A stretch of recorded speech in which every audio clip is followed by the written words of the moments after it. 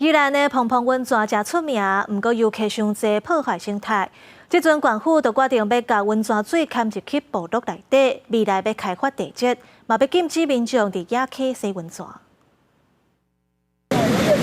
铁轨线伫宜兰某某野溪温泉浸热，未来这款景象恐惊看无啊！因为县府甲部落得到共识，要甲温泉水引到部落，甲某某温泉朝向清水地下小区方向开发，禁止民众野溪洗温泉。当然，中长期的最终，我们是希望仿清水地热的发展的过程。我们希望未来，野溪温泉的部分，除了在地民众之外，游客的部分就不要再进到野溪温泉里面。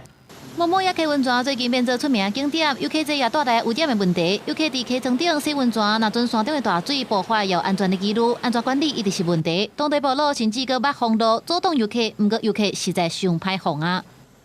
还不错，心旷神怡。都市人喜欢这种自然 nature 的环境。哦，我要的就是自然环境，不是自然环境，我为什么从我住的地方跑来这边？一寡民众对某某温泉要人工化无啥认同，认为若准自然景观消失，某某温泉就无吸引力。环保团体也认为讲，公部门引水开发一定会影响到溪水的水量，应该做好生态调查，不应该因为做无好管理，就全面禁止野溪浸温泉。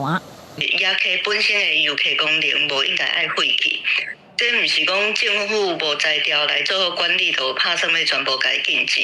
环保指出，短期会加强某某温泉的游客管理甲环境的维护，部落也初步赞同，加相关的洗温泉设施引入。县府会伫兼顾安全、尊重部落生活，也有交通等各种情形之下，来初步规划，再搁甲部落说明，若准开发完成，除了会当保障游客安全，也对部落的发展有帮助。